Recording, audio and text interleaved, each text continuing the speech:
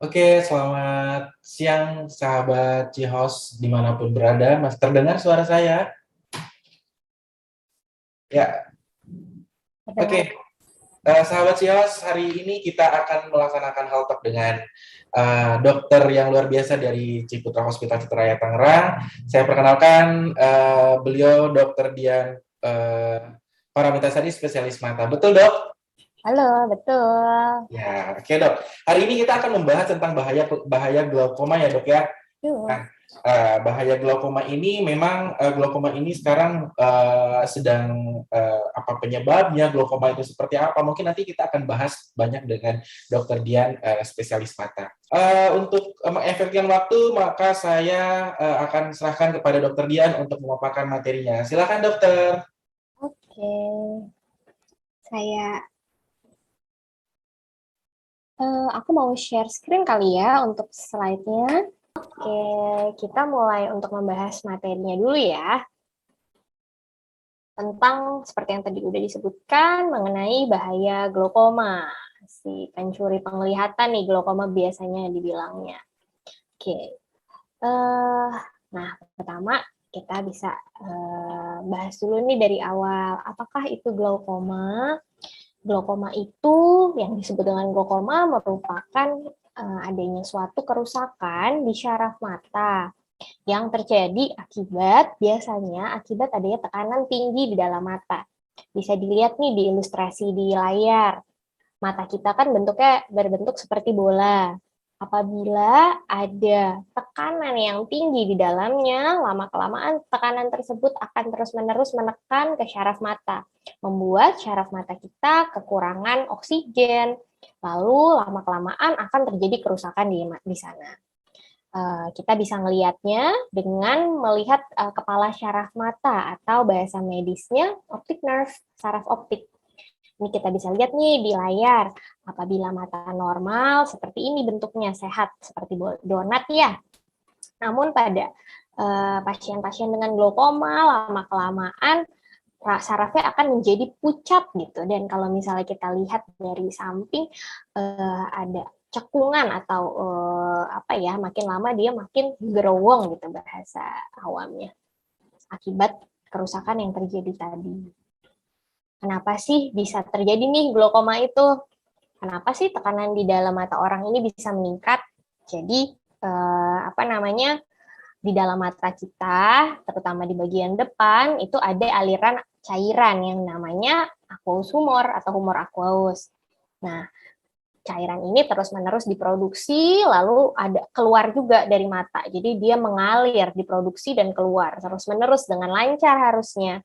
Namun apabila pada kondisi tertentu dia bisa mengalami hambatan alirannya, yaitu bisa dihambat di perjalanannya ataupun saringan si cairan keluarnya itu yang terhambat. Nah, seperti di ilustrasi ini akan nantinya menjadi glaukoma sudut terbuka apabila hambatannya terjadi di saringan atau jalan keluarnya, di trabecular meshwork namanya, ataupun dapat menjadi glaukoma sudut tertutup apabila aliran air tersebut terhambat di bilik mata depan. Jadi pas mau keluar jalannya kehalangan. Nah, itu bisa menjadi glaukoma sudut tertutup. Terus apa aja sih tanda dan gejala dari glaukoma itu sendiri? Nah, gejalanya bisa terjadi akut atau mendadak dan juga bisa terjadi secara kronik atau perlahan. Pada kondisi yang akut ini biasanya terjadi pada apa namanya, sudut tertutup yang tadi dibilang. Jadi mendadak tiba-tiba biasanya orang akan merasakan nyeri yang hebat sekali pada mata hingga biasanya dideskripsikannya menjalar hingga ke kepala dekat mata. Kemudian matanya bisa menjadi merah, penglihatannya kabur, kemudian melihat apa, kalau ngelihat cahaya tuh ada lingkarannya di sekitar cahaya. Dan biasanya saking sakit kepalanya pasien juga sampai muntah-muntah itu. Lalu ada yang terjadi secara kronik atau perlahan. Orang-orang yang mengalami glaukoma yang terjadi secara perlahan biasanya tidak menyadari penyakitnya sampai dia sudah sampai ke tahap yang parah atau tahap yang lanjut. Pada saat Pada saat pasien sadar, biasanya lapang pandang tuh menyempit. Jadi kalau melihat seperti di gambar ilustrasi, ngelihatnya kayak dari sedotan. Jadi hanya terlihat bagian tengahnya aja. Sementara pinggir-pinggir lapang pandangnya itu gelap. Kemudian ada juga, tapi dia bisanya tajam penglihatan tetap jelas, jadi kayak ngelihatnya tetap jelas, tapi lapang pandangnya yang menyempit dan tidak ada gejala lainnya yang yang membuat glaukoma itu diam-diam, jadi makanya seperti pencuri penglihatan gitu, karena tidak ada gejala lain seperti itu. Lalu ini siapa saja sih yang bisa beresiko terkena glaukoma? Sebenarnya semua orang juga memiliki resiko untuk terkena glaukoma, tapi yang lebih sering adalah orang-orang yang memiliki keluarga dengan glaukoma. Jadi kita harus aware atau harus tahu juga riwayat keluarga penyakit di keluarga kita. Kemudian biasanya orang-orang dengan usia lanjut ini juga beresiko lebih tinggi untuk mengalami glaukoma. Kemudian orang-orang dengan yang memiliki kondisi mata hipermetropia atau mata plus atau miopia yang tinggi. Ya ini dua-duanya yang tinggi, jadi menggunakan kacamata dengan ukuran yang tinggi. Kemudian ada beberapa penelitian juga mengkaitkan lebih tingginya kondisi glaukoma pada kondisi medis lain seperti diabetes dan juga darah tinggi. Kemudian apabila seseorang pernah mengalami riwayat operasi mata sebelumnya, apapun itu prosedur operasinya, dia memiliki resiko yang lebih tinggi untuk terkena glaukoma. Lalu kalau misalnya nih, wah saya mengalami gejala yang tadi disebutkan dan resiko juga ada nih, apa sih yang harus dilakukan? Jadi harus dilakukan pemeriksaan lebih lanjut, datang ke dokter mata di sekitar Anda, kemudian nanti akan dilakukan pemeriksaan lebih lanjut untuk menilai glaukomanya. Pemeriksaannya apa aja? Biasanya ada pemeriksaan spesifik nih untuk penyakit glaukoma. Contohnya, yang pertama tonometri atau alat untuk mengukur tekanan bola mata. Ini biasanya yang paling umum ditemuin di klinik-klinik mata itu yang non kontak. Jadi seperti ada hembusan angin ke mata. Gitu. Kemudian funduskopi atau pemeriksaan syaraf mata. Nah, ini untuk memeriksa tadi apakah syarafnya ada terjadi kerusakan atau tidak. Kemudian pemeriksaan gonioskopi, pemeriksaan sudut mata ini untuk melihat glaukoma jenis apa. Pada pemeriksaan gonioskopi ini nanti matanya ditetes obat bius, lalu ada alat yang akan ditempelkan ke permukaan mata. Agak nggak nyaman tapi tidak sakit. Kemudian juga ada pemeriksaan OCT. Jadi ini namanya optical coherence tomography. Ini untuk menilai secara kuantitatif. Jadi untuk ketebalan atau kesehatan syaraf matanya. Jadi ini menggunakan komputer, nanti dia akan keluar nilainya. Jadi ketebalannya berapa. Kalau funduskopi itu pemeriksaannya berdasarkan pemeriksaan subjektif oleh dokter. Kalau OCT ini pemeriksaan yang objektif karena dia merupakan suatu pemeriksaan yang kuantitatif. Kemudian selain itu juga ada pemeriksaan perimetri atau lapang pandang yang bisa dilakukan. Jadi pemeriksaan perimetri ini mengukur lapang pandang seseorang apakah sudah menyempit atau masih normal. Karena seperti yang tadi disebutkan pada pasien-pasien glaukoma, biasanya lapang pandang lama-lama menyempit. Lalu apabila seseorang sudah didiagnosis menderita glaukoma, apa aja sih terapinya? Tentu penanganannya akan berbeda tergantung kondisi glaukoma yang dialami pasien tersebut, sampai tahap mana, bagaimana jenisnya, itu akan berbeda-beda. Di antaranya mungkin pasien akan diberikan obat tetes mata, ini ada macam-macam. Kemudian ada juga obat minum yang bisa diberikan apabila dibutuhkan. Lalu pada kondisi tertentu, glaukoma kondisi tertentu juga mungkin akan dibutuhkan tindakan laser, di laser matanya untuk mengurangi tekanan di dalam bola mata. Atau yang terakhir bisa juga dilakukan operasi pada kondisi glaukoma yang sudah tidak responsif dengan obat ataupun memang ada kondisi-kondisi tertentu. Sekian dari saya mungkin untuk materinya, Dok. Oke, bisa lanjut mungkin ke selanjutnya.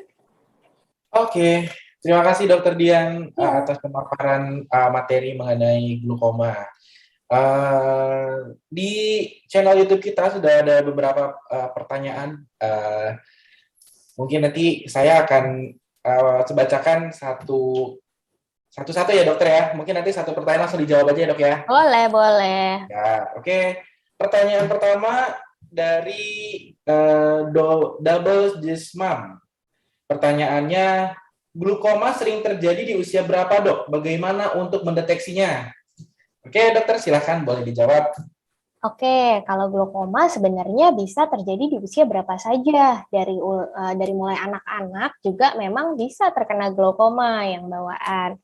Terus, tapi memang dia lebih sering dideteksi pada usia sudah di atas 50 ya. Lansia itu lebih sering dideteksi. Terus untuk mendeteksinya gimana? Tadi seperti yang telah disebutkan, coba kita kembali lagi ya. Ada pemeriksaan-pemeriksaan yang bisa dilakukan. Langkah pertama tentu mengunjungi dokter spesialis mata. Kemudian, nah ini dia, ada beberapa langkah pemeriksaan yang akan mungkin dilakukan oleh dokternya, seperti mengukur tekanan bola mata, atau tonometri, funduskopi, pemeriksaan syaraf mata, gonioskopi, pemeriksaan sudut mata, terus ada juga OCT atau pencitraan saraf mata, dan juga perimetri atau pemeriksaan lapang pandang. Seperti itu sih, kurang lebih. Oke, rasanya jawabannya sudah sangat memuaskan ya untuk yang bertanya Double Gismam. Oke, wah lumayan banyak juga ya pertanyaannya. Saya akan buka pertanyaan mungkin 3 dulu ya dok ya. Boleh. Pertanyaan selanjutnya dari Ibu Erlina. Siang dokter Dian, sebaiknya tiap berapa bulan kita memeriksakan mata agar bisa terhindar dari penyakit glaukoma tersebut dok? Oke, jadi untuk pemeriksaan rutin untuk lansia sebaiknya sih minimal ini kalau di atas 40 gitu mulai 2 tahun sekali lah secara rutin. Tapi kalau udah di atas 50 lebih baik setiap tahun 1 tahun sekali memeriksakan kesehatan matanya ke dokter untuk kita lihat nih ada apa sesuatu atau enggak. Sebenarnya ini bukan untuk mengatasi ya, tapi untuk mendeteksi dini. Karena glaukoma itu sering-seringnya kalau misalnya memang nggak ada gejala, orang nggak periksa, begitu ketahuan periksa itu tuh sudah sangat lanjut tahapan penyakitnya dan sudah tidak ada apa-apa lagi yang bisa dilakukan untuk mengembalikan penglihatannya. Jadi kalau misalnya memang periksa secara rutin dan memang amit-amit ya ada glaukoma nih ketahuan, mudah-mudahan bisa ketangkep di tahap awal. Jadi kita bisa langsung intervensi dengan obat-obatan atau apapun itu sehingga glaukoma tidak berkembang menjadi makin parah dan menyebabkan matanya jadi tidak bisa melihat seperti itu. Oke. Jawabannya sangat jelas dan tepat sekali. Pertanyaan selanjutnya dari Bapak Hari dok. Selamat siang dokter Dian. Apakah ada makanan atau minuman atau suplemen yang dapat direkomendasikan untuk mencegah atau mempertahankan kondisi mata ketika sudah terkena penyakit glaukoma ini dok? Oke. Oke, ini kalau misalnya sudah terkena nih glaukomanya, pasti yang paling dibutuhkan adalah obat-obatan untuk apa namanya mencegah tekanan bola matanya jangan sampai semakin tinggi sehingga merusak syaraf mata itu sendiri. Kalau suplemen mungkin boleh ditanyakan, dikonsultasikan kepada dokternya masing-masing apa suplemen yang dibutuhkan seperti itu. Mungkin bisa diberikan vitamin untuk syaraf mata seperti itu. Tapi yang paling utama kalau memang sudah terkena glaukoma adalah obat-obatan glaukomanya. Oke, berarti tetap harus dikonsulkan ke dokternya ya dok ya untuk masuk Ya. suplemen ya dok. Tidak bisa Mm-mm. membeli suplemen semaunya gitu ya dok ya. Karena Ya. sebenarnya suplemen ini kan sebenarnya untuk berbagai macam ya dok ya. Tidak hanya satu atau dua ya dok fungsinya ya dok. Ya, kalau beli sendiri kita juga nggak bisa menjamin isinya apa. Jadi lebih baik tetap dikonsultasikan kepada dokter yang menanganinya. Oke. Pertanyaan selanjutnya ya dok. Mm-mm. Selamat siang dokter Dian. Adakah potensi bahwa anak-anak sampai dengan remaja terkena glaukoma apabila sedari dini sudah menggunakan kacamata dengan lensa tebal, Dok. Gimana, Dok? Oke. Tadi seperti yang sudah disebutkan, menggunakan kacamata dengan lensa yang tebal itu merupakan, baik itu miopia ataupun hipermetropia, menurut penelitian merupakan salah satu faktor resiko untuk timbul glaukoma. Sebenarnya lebih baik, kan ini pasti kalau memang menggunakan kacamata tebal, anaknya pasti rutin kan ya kontrol ke dokter setahun sekali minimal. Itu sekaligus diperiksakan untuk syaraf mata dan juga tekanan bola matanya. Resiko ada nggak? Ada gitu. Karena bukan hanya orang tua, anak-anak juga memang bisa terkena glaukoma. Ada tipe glaukoma yang memang bisa kena ke anak-anak seperti itu.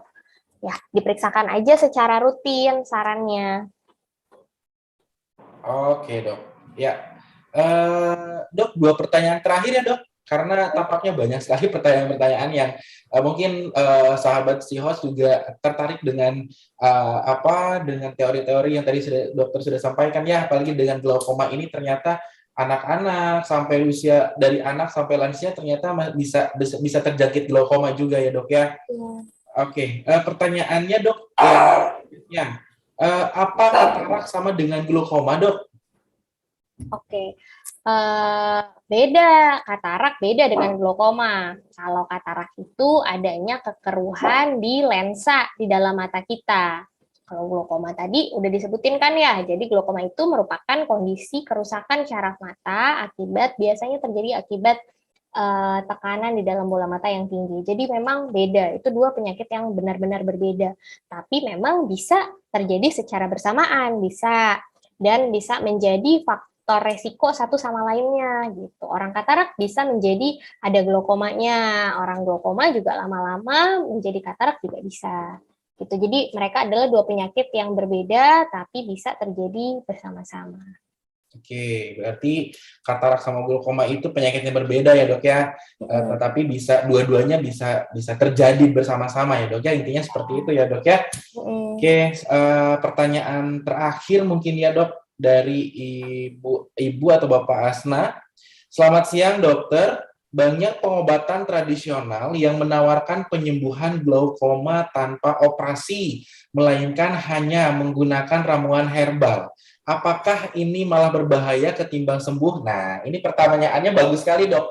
Bagi masyarakat mungkin sudah tidak awam lagi ya, Dok ya, penyembuhan glaukoma ini banyak sekali terapi-terapi di luar sana tanpa medis gitu ya, Dok ya. Dengan contoh mungkin tadi ya, Dok ya, yang disebutkan bahwa adanya gurah mata dan lain sebagainya untuk mengobati glaukoma. Nah, kalau dari sisi medisnya ya, Dok ya, seperti apa, Dok, dengan pengobatan-pengobatan itu yang berjalan di luar medis? Oke, kalau dari sisi medis, saya tentu tidak bisa mendukung pengobatan-pengobatan tersebut, karena saya juga belum pernah membaca bukti ilmiahnya. Saya sebagai dokter, kita pasti akan mendukung terapi yang sudah ada bukti ilmiah yang jelas. Kalau misalnya nggak ada bukti ilmiahnya, kita pertama nggak bisa tahu ya, dia berefek atau enggak. Dan yang kedua, berbahaya atau enggak itu juga kita nggak tahu, seperti itu.